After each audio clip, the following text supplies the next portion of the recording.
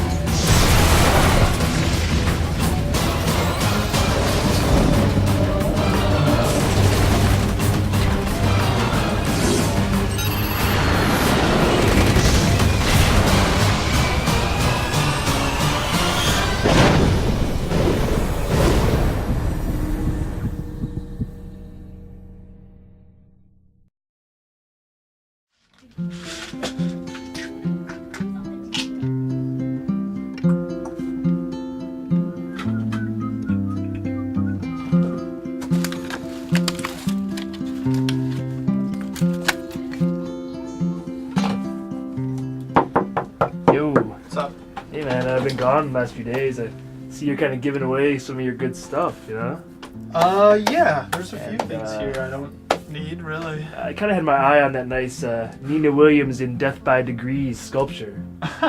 It's, you know, cold cast, collector's item. I know Milky, he's had his eye on that. He's a big fan. If you were a real fan, first of all, you would know this is not from Death by Degrees. What? This is from Tekken 3, and no, you can't have it. Alright, how about... Here, how about this is like, I think it might be from Dark Watch. You could find his arm, I'm sure. How about this one? How about this awesome Dracula monster? Because he's from Van Helsing, I know. Yeah, actually, I was kind of going to put him up on my lights at my new place. But, what about your framed Paula Deen ham? Seaman 2 towel. I guess. Can I have Paula Deen too? Yeah. Go, take Paula Deen. How about, and then... I actually have a full set of 4 GBA connectivity cables. Remember, it's coming back. Connectivity is coming back. How about Capcom Juicy Sauce? What? Just take it. It's yours. It's fine. I don't need it. Thanks, I guess. Mario Hoops backboard? No, it's alright. How about those chick tracks? I'll take those. No. No? No, can't have those either. Alright, well, thanks, I guess. Yeah. I wouldn't eat that sauce. Juicy stuff, yeah. I was gonna put on the ham. No. See you around, Mark.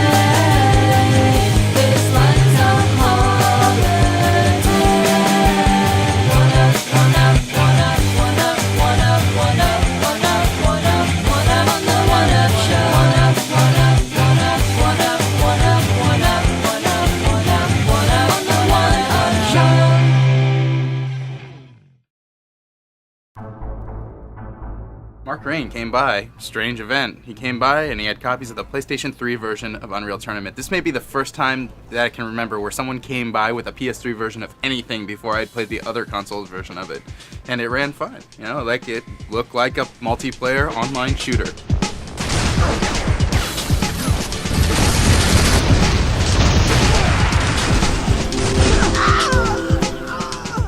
Epic is building it like right alongside the PC version. So all the other versions on Unreal Tournament we've gotten before have either been really shitty console versions that are like melee centric that don't make any sense in the Unreal Tournament gameplay sense, or were ported out and just sucked. And this one, it's it's not 60 frames per second. It's not optimal. It's not the PC version, but it's good. It looked beautiful. It was really fast. The weapons. I mean, I'm not like you guys. I'm not a huge ET fan, but I thought it was really fun. I thought it was more pick up and play than a Halo.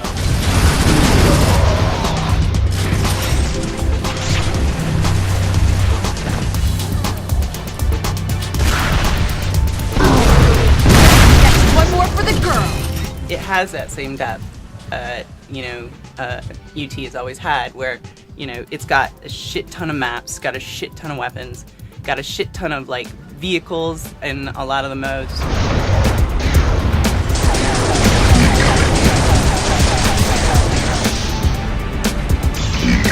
Incoming. System failure.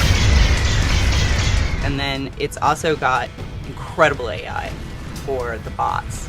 Yeah, I mean, personally, I just like the fact that I can throw bots in there to fill up the map. I thought that was a huge thing. I mean, I know it's been there before, but still, it was like a nice little reminder that... It's nice to have it on console. Yeah.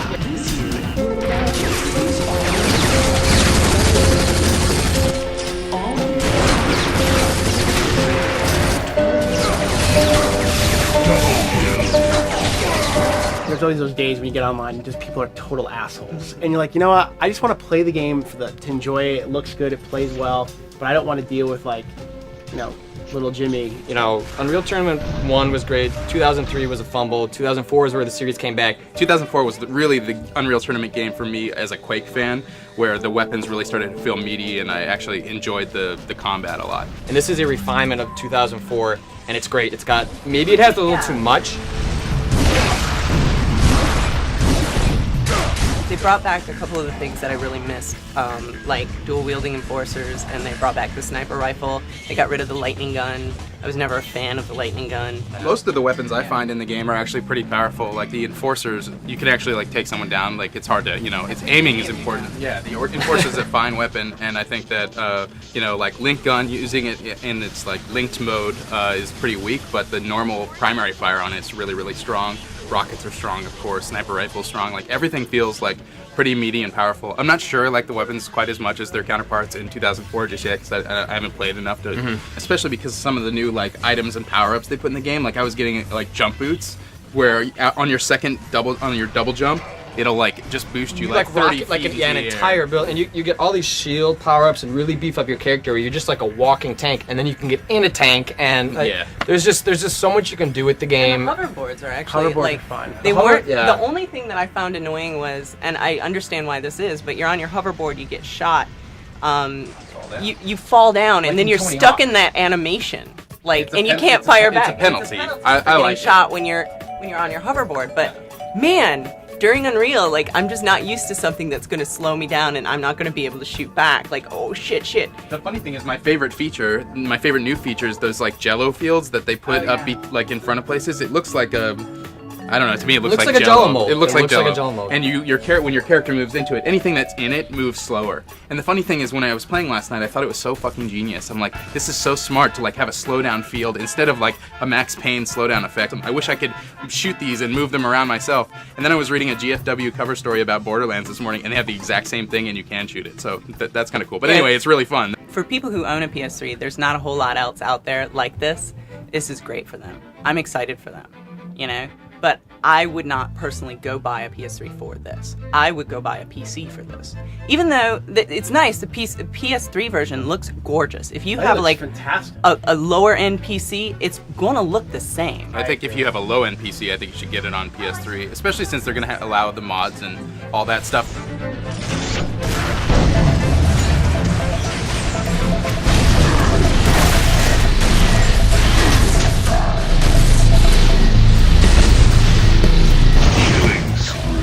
Keyboard and mouse support was in there. I tried to play last night, but I think our server was set to not allow keyboard and mouse play. But I couldn't.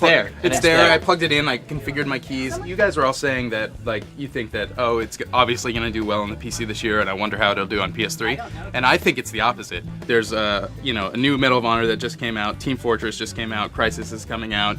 UT is coming out. Quake Wars just came out. It's a really crowded genre or subgenre on the PC. And how do you pick and choose which one you want? And I think that's what's cool with the PS3 version. It kind of gives you there's nothing like this on a console. And it's deliberately made to be an arcade-style shooter where you just run in, you fucking die, and who gives a shit? You hit respawn, there's not a countdown timer. You don't have to wait 15 seconds because you fucked up with your needler. You just jump back in, and it's not a slide against Halo, it's a different type of shooter. It's an arcade game. It's you popped in another quarter, you jump in, you get a damage multiplier, and you've gotten 6 kills, and suddenly you're number 1. Like, that doesn't happen in any other shooter. And that's what I like about the game, is that even when you suck, and I'm not, like, I just don't have the patience. Yeah, I don't have the patience or time to put into these shooters that I would like to. So it's cool to jump into a game like this where I can be just okay, or maybe on a team that's good, and still do really well and feel like I'm contributing.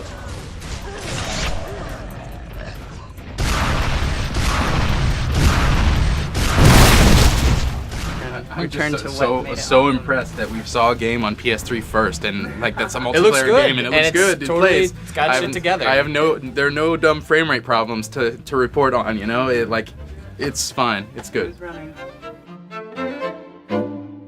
So the game everyone was all excited about because it was the first time it was playable was Super Smash, and they were only showing. I was kind of sad that they were only showing the multiplayer mode, just because the part of the game that I'm actually really excited about is the adventure mode. But you know what gets me excited about Smash Brothers is just, as being a Nintendo fan, all the Nintendo fan service in it, and that even in the multiplayer modes was on like full display. And oh, there's an assist trophy. Hang on. That's the Advance Wars. It's a Nintendo orgasm all over your face. I mean, that's what it is. I mean, the game is just like total fan service, between like the little Advance Wars guys that come out for power-ups, like, you know, Punch Out Dude come out and punch people up.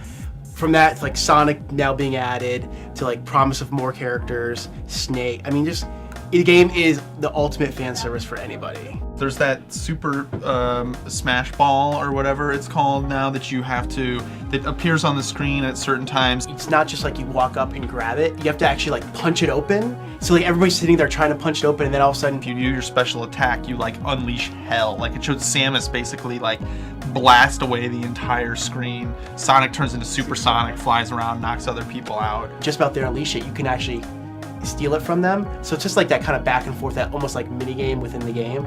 It's kind of like the Donkey Kong hammer from the old game. It's like it was so powerful that when it appeared, or the invincibility star, that you just wanted to get it. You can use it like against like all the enemies, or there's some characters that just have it where they could do a lot of damage to just one character, and you can avoid these super attacks. I mean, it's still like 4 people fighting and beating the crap out of each other. Just adds another element to the game, I thought, which is definitely needed to change it up, like just a tinge.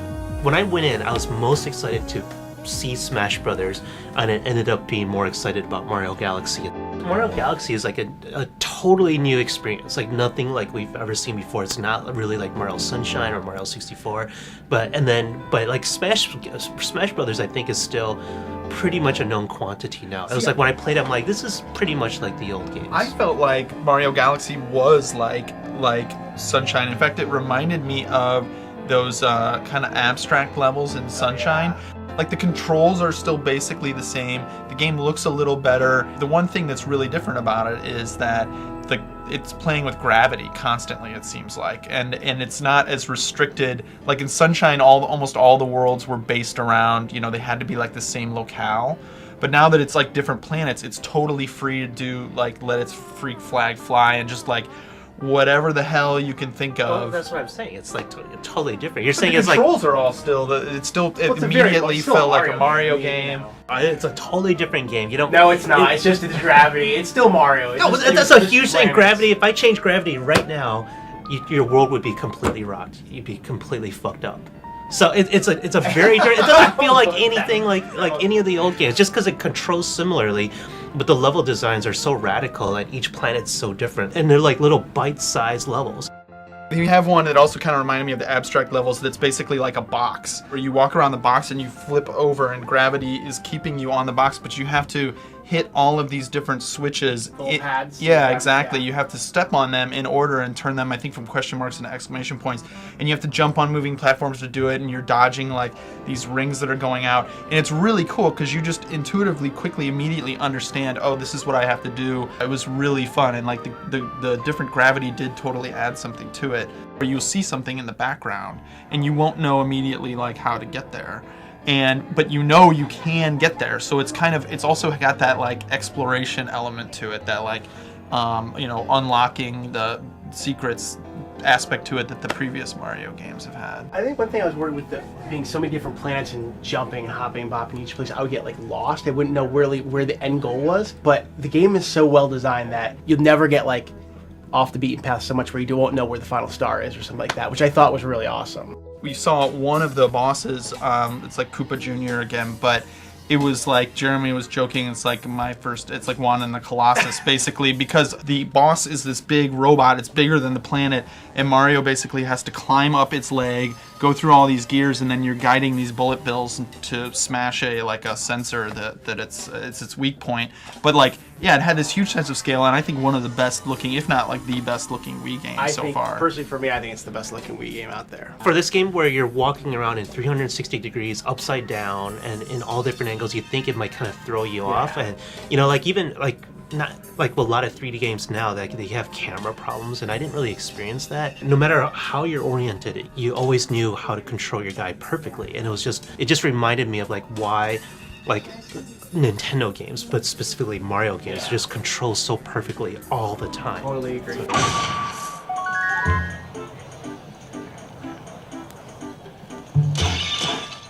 I think there were two surprises for me at the event. The first one was not a surprise game, but it was a surprise how much I enjoyed it. Was Link's crossbow training. Like, I was really into Link's crossbow training. Serious? I'm totally serious. I thought it was a joke. For free with the game, for the Zapper, I don't think it's that bad. You get the Zapper thing, which I'm actually, like, the jury is still out. My own private jury is still out on the Zapper thing, because it takes a while to get used to, and I pick it up and I'm like this. I'm like, do I like it like this or do I like it like this? I'm still not used to it because I'm used to using my right trigger as the trigger finger. But the game itself, it reuses all these like Twilight Princess environments, but it's very much like a point blank game in the Zelda universe. It's like shooting targets, doing combos, super simple, that kind of stuff, but just fun. Like, it just felt great. Getting combos was very addictive. I already kind of wanted to go back. The stages branch off. They do different things. You could like unlock secrets and that kind of stuff. And then the third person parts, yeah, you're shaking your head already. Did you play it? Yeah, well, no, I'm just like guessing. Yeah, I played it. When you try to use the Wiimote as a light gun, even with the Zapper, it's not precise. It's just it's a little shaky, and you're just kind of feeling it out. You're just like pointing a cursor on the screen. You don't have that precision and that kind of reaction. You're just kind of like aiming this little shaky cursor, and you're just shooting targets and monsters and stuff. Well, yeah, I mean, I guess if you're like, if you like competitive grade light gun game, like this is not going to be it. But like, it's like it's more Zelda too. It's like a Zelda fan service. That's it. That's what I'm trying to get at. That's why you like it. No, it's Zelda. That's absolutely not true. That's absolutely not true. It's not just that it's Zelda. Like, it being Zelda adds something to it. Like when you're in the desert and it's Stalfos, like, I think that's cool. But it's definitely not just that. I was ready to dismiss it completely. Like, oh god, they had like whatever game and they had Duck Hunt and put like Zelda window dressing on it. But they didn't. It's actually really good. It's worthwhile. The bottom line, it's alright. The other surprise that you can't question me on because you didn't play it is Master of Illusion. So essentially, it's going to show you how to make each of these poses, and you have to, really concentrate and make the particular pose that you are feeling like making right at that moment. And when you do so, if your power is strong enough, then it's going to throw it at the DS, and the DS will know which pose you're making. All right.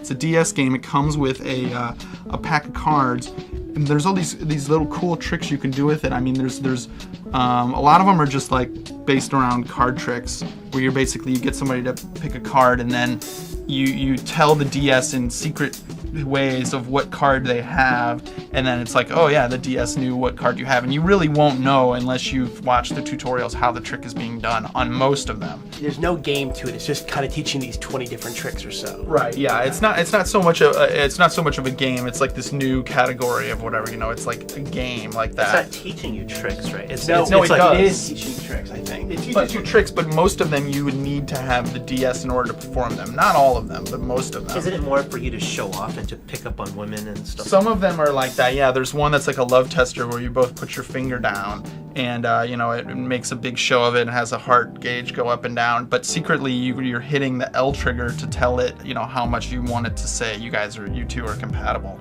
It's a really cool thing that's not actually like strictly in a game. I think it just shows the diversity of the DS, of what all those different things it had. I mean, it's an amazing portable system. It's just another example of a really cool product. I mean, because you got into it right after playing around with the different tricks, right? Yeah. It was really cool. Like each trick, and I'm not like a big Magic fan or anything like that, but it was cool to see the DS used in this novel new way. I mean, it basically uses the touchscreen, and where you hit on a box, you're kind of secretly telling the DS, okay, this is the card, or this is what they chose, or stuff like that. It's very much a thing that's going to appeal to, gamers who want to use their DS to impress non-gamers, or non-gamers that are just that happen to have a DS for Nintendogs or something like that.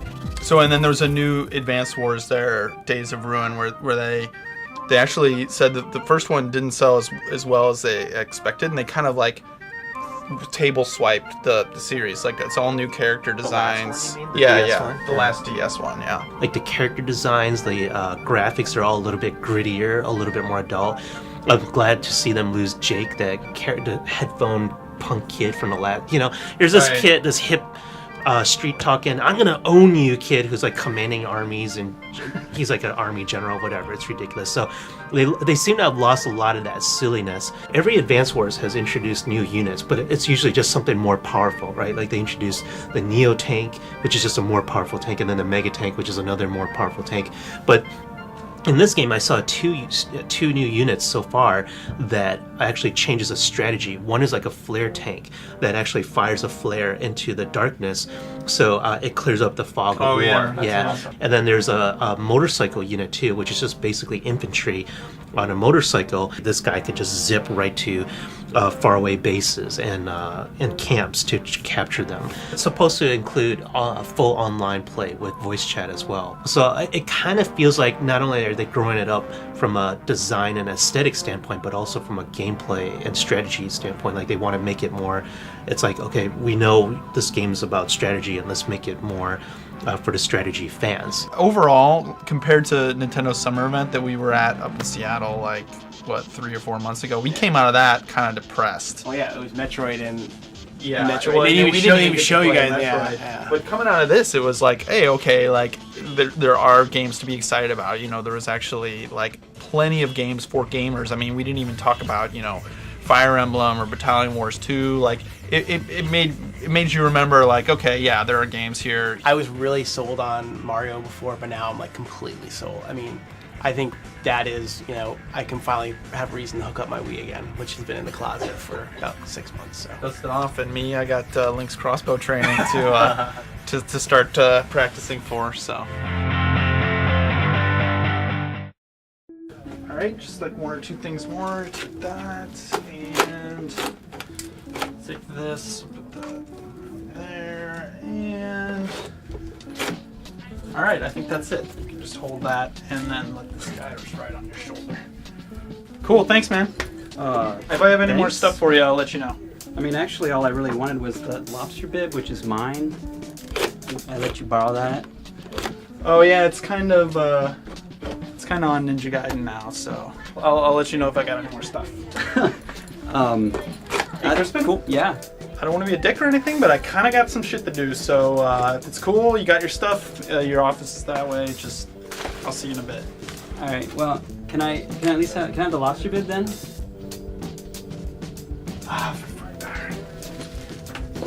You know what? No. Oh. Sorry. All right. What? So this trip was, kind of a big ordeal because we had to fly into Buffalo, then drive all the way up to St. Catharines across the border, and it was late at night. I'm tired, So I'm driving, I'm waiting in line to cross the border. I finally get to the crossing, and the guy's like, "Why are you in Canada?" I'm like, "Oh, I'm here to see this game." He's like, "Too Human?" I was like, "Yeah." He knew what Too Human was. He knew it was being made in Canada. I was like, "That's kind of weird." And then later that night, I'm in a cab, and like cab driver's like, "What are you doing here?" I'm like, "Oh, I'm here to see a game." He's like, "Too Human?" He's like, "Yeah, that Dennis Dyack." He like knew Dennis Dyack's name. He's like, "I hear he's a real outspoken guy." I was like, weird. Like, so, you know, Silicon Knights is kind of a big deal up there. It is. And, you know, they become kind of a big deal in the community at large just because Dennis is kind of an outspoken guy. The cabbie was, right? Yeah. And everyone at Microsoft and Silicon Knights wants to get me net nanny so I don't post on the boards anymore. Almost 2 years ago, you and I went up to St. Catharines to see this game. Right. And we played what was the same section that we played 2 years later. And to see how far it's come and to see all the things they promised that seemed like pie-in-the-sky dreams actually be in the game now. Well, see, that's the thing. A lot of people have complaints with this game, but everything Silicon Knights has promised is in there exactly as they come.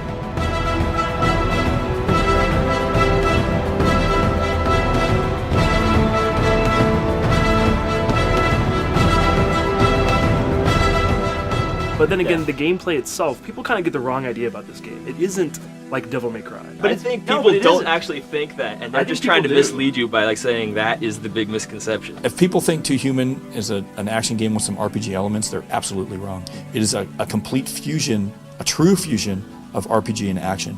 And if you look at something like Phantasy Star Online, it's really essentially turn-based combat. You know, or World of Warcraft, it's turn-based combat. And then if you look at God of War, you can power up certain skills, but there's no skill trees, there's no classes, there's no loot gathering, there's no customization of your components, and there's no getting to level 50 and playing the game over again to getting to a higher level. None of that exists. So you've got this really unique fusion that I think really makes Too Human stand out. To me, this is like the ultimate, you know, outgrowth of like the Diablo and PSO. Like, I'm hacking my way through a dungeon genre. And that is what it is. For the first 20 minutes I was playing this demo, I was just doing simple attacks. Like, you can hold down the one stick and it like auto locks you on the next enemy and starts attacking him, or you can start like jabbing on it to do combos. Or what I wasn't doing was using like the war cries or the ruiners or like some of the more the deeper combos that are totally optional that actually change the gameplay more. Yeah, there's a layer to the gameplay that is there for people who want to explore like more depth. And if you don't want to do that, if you just want to kind of like barrel through the enemies, you can do that too, like Diablo. It's kind of funny when you listen to the way they describe the combat as relaxing, which I think sums it up pretty well. Like, you know, it's not an aggressive game. You're not going to go in there and get like really pissed off at each enemy. When you have a hunting and gathering game that's got deep RPG elements like we're showing today, the really important part of that is that you balance it out right so the players have fun when they go from level 10 to level 20 to level 30 to level 40, and the characters has to change, and the classes play completely, absolutely differently depending on the weapons. And you know, there's lasers, there's plasma cannons, there's pistols, there's just so many different variants and different classes of weapons. You had so many items. You know, I was getting swords and axes and different guns and rifles and maces and, you know, 20 different types of armor. And like, you know, when you go in and like outfit your character, everything changes. You like the physically see, on your character you see him changing, and like your moves change. Like with the different weapons, the actual gameplay does feel different. There's no actual like changing his face around and that kind of like... No, Baldur's face is Baldur's face, and we realize a lot of people like to customize it, change their sex and stuff. It doesn't work for Baldur. Baldur's a male. And I guess it could kind of work, but it would be a little different. It'd be certainly a radical interpretation of the mythology. We're already there, so maybe it wouldn't be that big of a jump, but we've really concentrated on, I guess, changes that make sense and are important. So if you get a cybernetic upgrade, or you change your armor, or you change your sword, you change your weapon, you really see that. The very first time I played through like 20 minutes or so without even realizing that I could switch weapons, and then like right at the end of the demo I switched weapons, and it just like felt like a whole different game. So if you're the champion and you take a sword, your slide distance and your movement speed and your air combat is optimal. So you'll be doing a lot of dashes, and you'll be clearing the field a lot more quickly. Whereas with the defender, he's a lot sturdier. It takes a lot more aggro for the party, and he's basically your tank. And he won't get knocked down by missiles and stuff, or other classes will if they get hit by missiles. Getting all that stuff balanced is now the important part, and it's coming fairly well. We're really happy, and that's the stage we're at. We're just balancing and tweaking and getting things, finalized. Obviously we're kind of worried the main story may be a little short, at least for the first game. Well, they even said, like, when you go back and play levels again with your friends, like in co-op, the setups are different, the enemies you face may be different, so it's not the same experience every time you play these levels. Because the better not be when you're playing with 4 people. Well, and much like PSO, there really are only 4 levels here. There's like 4 main worlds, and then there's like the central hub town, which has like shops and places to explore, and then there's those hyperspace, what do they call them? The cyberspace levels, which there's no combat in them per se, it's just puzzle solving. Yeah, it's puzzles and hunting for like extra stuff. Well, and Dennis Dyack, he's taken a lot of flack for things he said about moving narrative forward and how he's approaching the story into human. And so we finally got to see how that works in the game, and I gotta say, I was impressed by the way that the flashbacks are integrated into the story. All to the main character, he remembers, oh yeah, like he goes back and like sets everything up, and you play through those memories. You walk through them. Yeah. But like that's how the storyline is revealed to you, and it's interesting, and it introduces the world while not overwhelming you to like the fantasy mythology.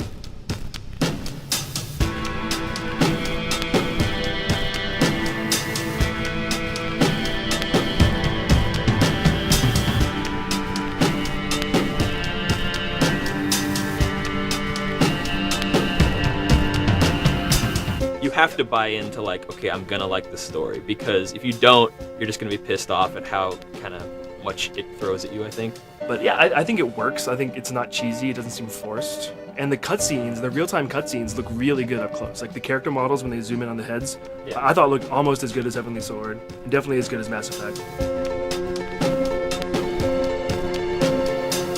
Could you tell it like had it changed since we saw it when it was on Unreal Engine versus now when it's on all proprietary tech? I really couldn't. Like, it doesn't look that much different. It's basically what I imagined it would look like when it was done. And, pretty much the same thing, but just lots more of it. And obviously there are things that people still don't like about the game in the new videos. The most obvious being animations. Right. Which really, I think they're fine for my taste, but it's just gonna come down to what you think of it,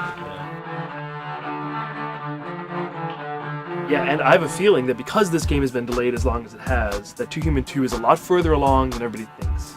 It should be, because they were working on it when we were up there 2 years ago. Dennis even said to me that, like, while we were there filming at the studio, the name for 2 Human 2 was like in plain view while we were playing the game. So maybe if you review the tapes, we can figure out the name of 2 Human 2. Do you still envision all those games on Xbox 360, like this generation? Yes, we're gonna try. And there certainly will come faster than the first one for sure. 2 Human will really come together in a way once the first one's done, and it's really self-contained as a story. So the theme of the first game is discovery, the theme of the second game is revenge, and the theme of the third game is enlightenment. And we have all those story arcs. We know exactly what's going to happen here, and all the mythologies, how it's all going to fall out. And we think people will really appreciate that. But we just have to make sure that this first game is perfect so people will want to play the second and third games. They've confirmed a demo like 100%. It says about 2 months before the game comes out. So, and I think the demo will be a modified version of what we played. Right. That's what they were hinting at. Really, with 2 Human, there's been so much talk about it, and I think it's been so misunderstood that we have to do the demo right. So is the demo going to be single player, or are you going to go multiplayer online? I know there was some back and forth on that. We'll be talking about that later in the future, but I think I can give a hint, I guess. We'd want people to explore the game fully as much as possible. People have the wrong idea about the game. When they finally get their hands on it, they'll see what it really is. Like, I'm excited about this game. I think it's something I like. It's a genre I like, and it seems engaging and addictive. And it's slightly mundane, but in the same way that PSO and Diablo are, and that becomes something way more fun when you're doing it with your friends. In some ways, we're petrified because we look at the reactions that we're getting and the misconceptions, and we really want people to understand it for what it is. I got to tell you, this press event's probably the most nervous thing we've done in a long, long time. It's been 18 months since we showed the game. That wasn't because we were super confident that everything was going to just work out fine. Mm-hmm. We had to work really, really hard, do a lot of tough things, and really dig really deep and read the boards and listen to all the criticism and just say we're going to keep going because we believe in what we're doing. And I think it's paying off. I think it's a good game, and I hope gamers feel the same way.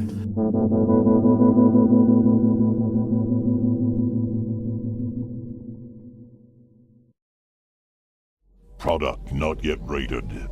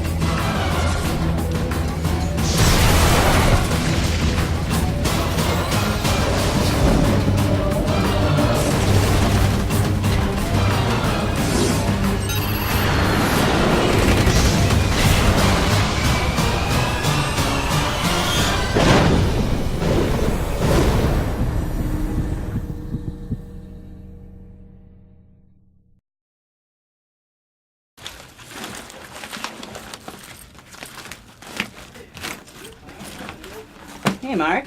Hey, what's up? Well, I need to talk to you about your final episode, your goodbye. Oh, yes.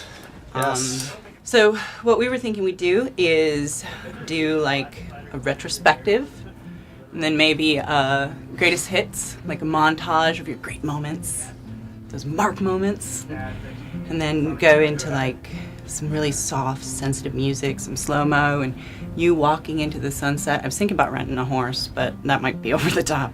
But yeah, and having your hair like just perfectly lit, and just your hair is like flowing in slow-mo. Wait, but I'm still gonna be on the show. I mean, we've filmed stuff. We already have stuff done. It's definitely gonna be in the show. So and I'll be around. I mean, it's not really my last episode. Like I'm not dead. Mean, you're leaving the office, and I'm taking your office, and you'll be gone every day. Well, I don't know about you getting my office, but I mean, it's not necessary. No, we don't need to do anything big because I'll still be on the show, you know. So, I mean, I like the horse idea, but I mean, let's face it, it's Wednesday. That's not gonna happen now. But this is honestly a relief because I wasn't sure how we were gonna do most of it in time. Yeah, I mean, it's just so different. I mean, after John and Jane and Che, I mean, John was the worst. I know. His whole goodbye thing. Prima Donna, he scripted that thing out. It's like, you're leaving. We don't do a script. He had the blocking and the lighting. He brought in that team. Yeah, so me, it's like very simple, like, credits. Just end it. Yep, that's Just it. be done. Yep. Okay, cool. Goodbye. Credits. Roll credits. Cool. I'm good with that. Just make sure to get this place really, really clean before you leave because you've got like a lot of shit in here and it's really dusty. I'm not cool with that. So. I don't think you'll need to worry about that. Thanks.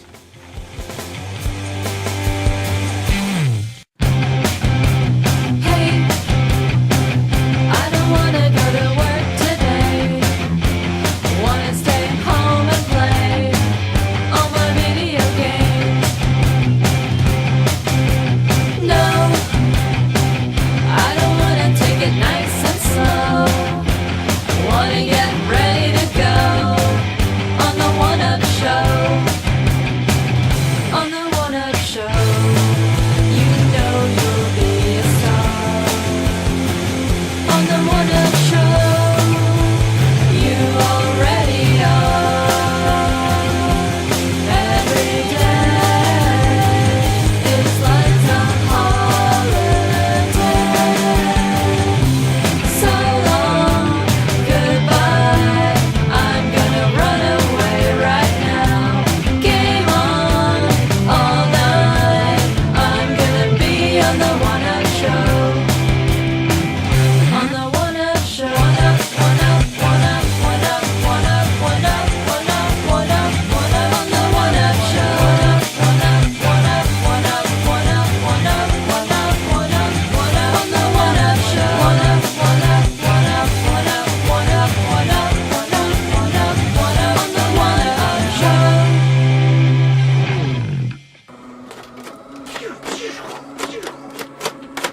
Shit! Cyber droids!